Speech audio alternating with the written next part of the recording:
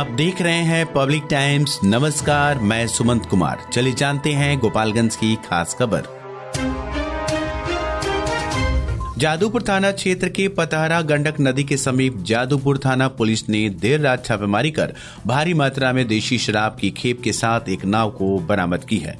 वहीं बरामद शराब व नाव को पुलिस ने जब्त कर लिया है। हालांकि शराब तस्कर फरार होने में सफल रहा। आपको बताते चले कि शराबबंदी वाले बिहार में शराब तस्करों द्वारा विभिन्न माध्यमों का सहारा लेकर शराब की तस्करी करने से पीछे नहीं हो रहे हैं, लेकिन पुलिसिया कार्रवाई इन तस्करों पर भारी पड़ रही है।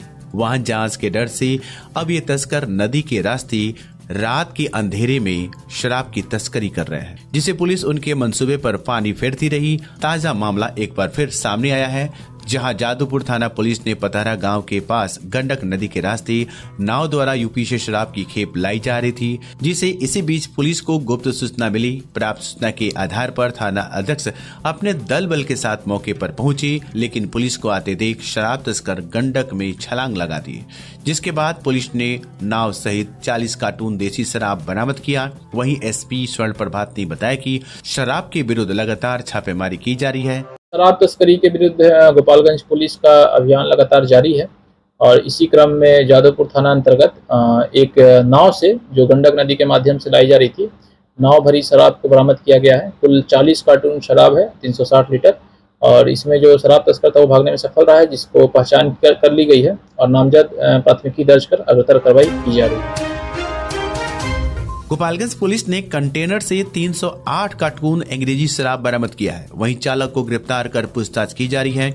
जब्त शराब पंजाब से नूडल्स के कार्टून में छुपा कर तस्करी कर बिहार लाया जा रहा था। जिले के कुचायकोट पुलिस ने NH 27 के बलथी चेक पोस्ट पर वाहन जांच के दौरान एक कंटेनर की तलाशी ली, जिसके अंदर नूडल्स के कार्टून थे। उसी के अंदर 308 कार्टून अंग्रेजी शराब रखे हुए थे। ये शराब पंजाब से तस्करी कर बिहार लाई जा रही थी।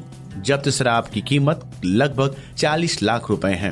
गिरफ्तार तस्कर पंजाब के संगरूर जिले के अहमदगढ़ थाना क्षेत्र के जगदीश सिंह हैं, जिनसे पूछताछ की जा रही है। गोपालगंज एसपी स्वर्ण प्रभात ने बताया कि कुचायकोट पुलिस ने पलथी चेक पोस्ट से वाहन जांच के दौरान कंटेनर से 2700 लीटर विदेशी शराब जब्त किया है। साथ ही चालक को गिरफ्तार किया गया है, जो पंजाब के संगरूर जिले का रहने वाला है। इसके बैकवर्ड फॉरवर्ड लिंक की जाँच की जा रही है।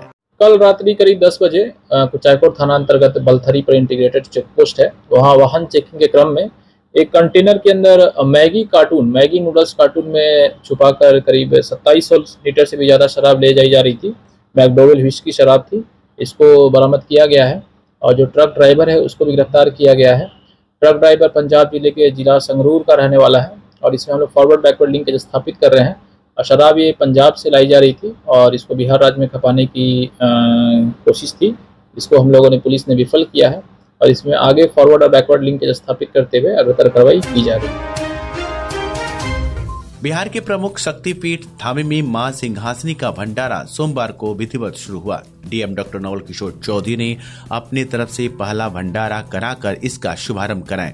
मां सिंहासनी को पूरी हलवा सब्जी का महाभोग चढ़ाया गया। मां का महाभोग का प्रसाद चढ़ावाने के लिए गर्भगृह में डीएम डॉक्टर नवल किशोर चौधरी व एसडीओ डॉक्टर प्रदीप कुमार, मंदिर के मुख्य पुजारी संजय पांडे, प्रशासनिक पुजारी हरेंद्र पांडे ने वैदिक मंत्रों से मां को प्रसाद चढ़वाने के बाद भक्तों में वितरण करने का कार्य शुरू हुआ। दूर दराज से आए भक्तों के बीच प्रसाद का वितरण किया गया। भंडारे की शुरुआत होने से यहां आने वाले भक्तों को दर्शन के बाद महाभोग का प्रसाद भी मिलेगा। कोई भी भक्त भूखे यहां से लौट ना सके, इसके लिए भंडारा काफी महत्वपूर्ण साबित होगा। पहला भंडारा डीएम की ओर से कराया गया है। मौके पर बीडीओ अजय प्रकाश राय, सीओ रजत कुमार बनवाल, मंदिर समिति के सदस्य डॉक्टर शशि शेखर सिंह, विंध्याचल के साधक डब्लू गुरु, मुकेश पांडे, झुन्ना पांडे, मंदिर के प्रबंधक अमरेंद्र दुबे मौजूद रहे। कटिया थाना क्षेत्र के पंचदेवरी के एक युवक की मौत अज्ञात वाहन की चपेट में आने से यूपी में हो गई। मृत युवक पंचदेवरी प्रखंड के दत्तपट्टी गांव निवासी नगीना यादव का 25 वर्षीय बेटा रंजीत यादव था। वह शादी समारोह में यूपी कटकुइया गांव गया हुआ था। घटना के संबंध में बताया जाता है कि रंजीत अपने मौसेरे भाई सुमित के साथ बाइक पर सवार होकर रविवार की शाम यूपी के पटेरवा थाना अंतर्गत कटकुइया गया हुआ था। वापस लौटने के क्रम में अज्ञात वाहन ने बिहार बुजुर्ग गांव के सामने मेन रोड पर ठोकर मार दी, जिससे रंजीत कुमार बुरी तरह से जख्मी हो गया। वहीं सुमित की हल्की फुल्की चोटें आई। आसपास के ग्रामीण वहां पहुंचे, तब तक रंजीत की मौत हो चुकी थी। घटना की सूचना मिलने के बाद पटेरवा थाना की पुलिस मौके पर पहुंची। शव को कब्जे में करते हुए परिजनों को सूचना दी। इसके बाद परिजनों में कोहराम मच गया। इधर पुलिस ने शव को रात में ही पोस्टमार्टम करने के लिए पडरौना सदर अस्पताल भेज दिया। वहीं उसकी मां कृष्णावती देवी, भाई सचिन, खुशियाल, बहन पूजा का रो रो कर हाल बुरा था। रंजीत की पत्नी पुष्पा देवी की एक 1.5 वर्ष की बच्ची है। वहीं वह 5 माह के गर्भ से ही है। रंजीत अपने परिवार का इकलौता कमाऊ सदस्य था। उसके पिता नगीना यादव बीमार हो चुके हैं। रंजीत पर अपने परिवार का भरण पोषण की पूरी जिम्मेवारी थी। अपने भाइयों को पढ़ाने के साथ साथ अपने परिवार का भरण पोषण भी करता था। 1 साल पहले रंजीत मुंबई में एक निजी कंपनी में काम करता था। वहां से जब घर आया तो परिवार की स्थिति को देखते हुए माता पिता की सेवा के लिए उसने बहेरवा बाजार में सब्जी की दुकान खोली। बहुत ही अच्छे तरीके से दुकान चलाकर परिवार का भरण पोषण करता था। रंजीत की मौत के बाद दत्तपट्टी गाँव में पूरी तरह से मातम छाया हुआ है। गोपालगंज में पहली बार ब्रेन का सफल ऑपरेशन हुआ। अब से गोपालगंज में दिमाग, रीढ़ की हड्डी, नस एवं दर्द रोग, शुगर यानी मधुमेह, थायराइड का इलाज हुआ संभव। A2 hospital, doctor Aslam Parvez neurosurgeon, doctor Asma Khan diabetes thyroid specialist के संरक्षण में आधुनिक मशीनों की मदद से न्यूरो संबंधी मरीजों का इलाज अब होगा और भी आसान। किसी भी प्रकार के दर्द एवं न्यूरो रोग के निदान के लिए अभी संपर्क करें। A2 हॉस्पिटल, न्यूरो अस्पताल, आर्ट कॉलेज रोड, IB के सामने, गोपालगंज। बिशंबरपुर थाना की पुलिस ने चोरी की मोटरसाइकिल के साथ अनिल प्रसाद नाम के एक आरोपी को गिरफ्तार किया है, जो बिशंबरपुर का रहने वाला है। पुलिस ने इस आरोपी से मोटरसाइकिल के संबंध में पूछताछ करते हुए इसे न्यायिक हिरासत में भेज दिया और इस मामले में आगे की कानूनी कार्रवाई कर रही है। गोपालगंज उत्पाद विभाग की पुलिस ने वाहन जांच करते समय उत्तर प्रदेश की तरफ से आ रहे एक मोटरसाइकिल सवार को 90 बोतल शराब के साथ गोपालगंज शहर के लखपतिया मोड़ से गिरफ्तार कर लिया। ये आरोपी लाल श्री कुमार जादूपुर थाना क्षेत्र के बरई पट्टी गांव का रहने वाला है, जिसे पुलिस ने उत्पाद अधिनियम के तहत न्यायिक हिरासत में भेज दिया। थावे दुर्गा मंदिर में सोमवार को शादी के बाद पहली बार क्रिकेटर मुकेश कुमार अपनी पत्नी दिव्या सिंह के साथ पूजा अर्चना किए। पूजा करने अपने पत्नी के साथ पहुंचे क्रिकेटर को मंदिर के प्रथम पुजारी संजय पांडे व मुकेश पांडे ने वैदिक मंत्रोच्चारण के साथ पूजा अर्चना कराई। इस समय भारतीय क्रिकेट टीम के बॉलर के रूप में मुकेश कुमार खेल रहे हैं। पिछले नवंबर माह में इनकी शादी गोरखपुर में हिंदू रीति रिवाज से हुई। मंदिर कार्यालय में जोरदार स्वागत किया गया। इसके साथ ही दुर्गा मंदिर न्याय समिति सदस्य ओम प्रकाश राय ने अंग वस्त्र देकर सम्मानित किया। देखने के लिए काफी संख्या में मंदिर परिसर में लोगों की भीड़ उमड़ पड़ी। मौके पर व्यवस्थापक अमरिंदर दुबे, जुगल किशोर पांडे व हरेंद्र पांडे सहित मंदिर के पुजारी आदि मौजूद रहे। बोरे थाना क्षेत्र के रकबा नगर के समीप 50 वर्षीय अधेड़ का शव पेड़ से लटका हुआ मिला। शव देखने के बाद ग्रामीणों ने इसकी सूचना पुलिस को दी। मौके पर पहुंची पुलिस ने शव को अपने कब्जे में लेकर पोस्टमार्टम के लिए गोपालगंज भेज दिया। शव की पहचान थाना क्षेत्र के गरुड़वा गांव निवासी श्री कृष्ण चौहान के 50 वर्षीय पुत्र बलिंदर चौहान के रूप में की गई। बताया जाता कि स्थानीय थाने के गरुड़वा गांव निवासी बलिंदर चौहान रोजगार के सिलसिले में रविवार की सुबह अपने दोस्तों के साथ गया हुआ था, जो देर शाम तक नहीं पहुंचा। पत्नी भी दूसरे के खेत में मजदूरी करने जब शाम घर पहुंची तो अपने पति को ढूंढने लगी, लेकिन उनका कहीं अता पता नहीं चला। सोमवार की सुबह नहर की तरफ गए ग्रामीणों ने आम के पेड़ में गमछा से लटका शव को देखा। इसकी सूचना स्थानीय पुलिस को दी। सूचना मिलने के बाद मौके पर पहुंची अपर थाना अध्यक्ष पप्पू कुमार ने शव को कब्जे में लेते हुए पोस्टमार्टम के लिए शव को सदर अस्पताल भेज दिया। वहीं घटना को लेकर मृतक की पत्नी शोभा देवी ने बताया कि हम दोनों मजदूरी कर अपने परिवार का जीविका चलाते थे। मेरे 2 बच्चे हैं। किसी तरह से बेटी का हाथ पीला कर दिया गया।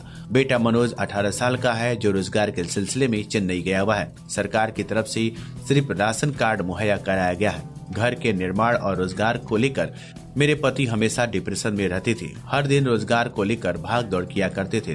रोजगार नहीं मिलने के कारण मेरे पति ने आत्महत्या कर ली।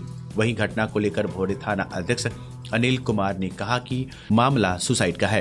परिजनों के बयान पर मुताबिक मृतक की खुद गले में फंदा लगाकर आत्महत्या की है।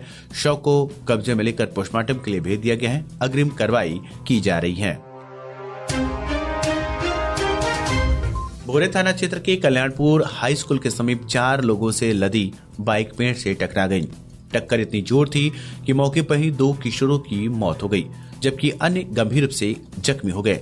जख्मी किशोरों में एक का इलाज गोरखपुर तथा दूसरे का इलाज सीवान स्थित एक निजी अस्पताल में चल रहा है।